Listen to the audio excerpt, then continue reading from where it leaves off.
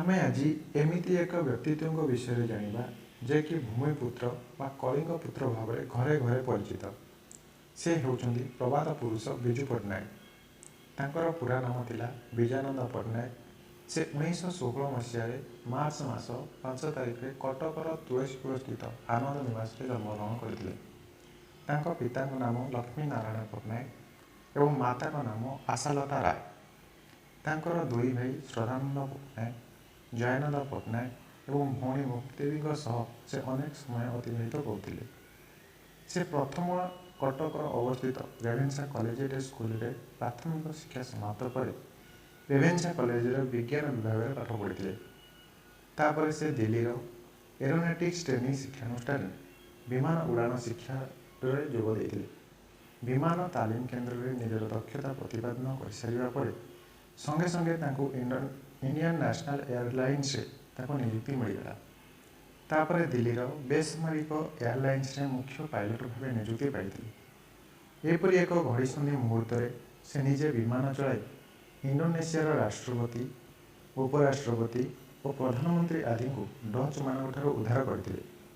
यही दुशासिक कार्य इंडोनेशिया सर्वोच्च सम्मान भूमिपुत्र सम्मान सम्मानित कर मात्र 23 वर्ष समय से काश्मीर कन्या पुणी रावलपिंडी में पढ़ी सुश्री ज्ञानदेवी को प्रेम विवाह करने को निष्पत्ति नहीं। 1939 मसीह 7टी विमान धरी निजे बर हो बरयात्री मानक नहीं काश्मीर जाई सेठारे ज्ञानदेव को विवाह करते। परे से दुईटी पुत्र एक कन्यार जनक होते।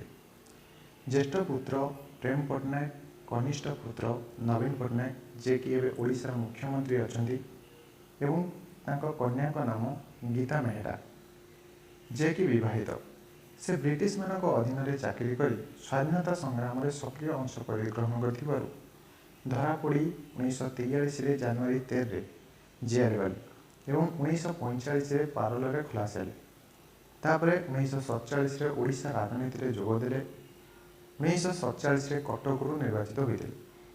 1961 प्रदेश कांग्रेस सभापति भाव निर्वाचित हो मुख्यमंत्री होते।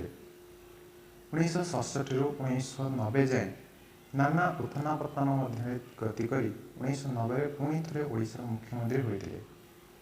भारतीय अंतर्जातीय एवं जातीय स्तर में अधिकांश विज्ञ एवं राजनैतिक भाव में जानी।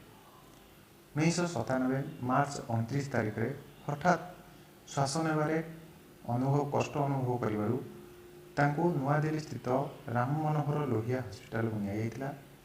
डाक्तर मानकर अक्लांत उद्यम सत्वे अवस्था उन्नति नहेबारु एस्कॉर्ड हार्ट्स इंस्टीट्यूट को स्थानांतर कर मात्र विधिर विधान बेकरी आन सबु प्रकार चेष्टा करने पर 1997 एप्रिल 17 तारिख में 8:30 समय से शेष निश्वास त्याग करते।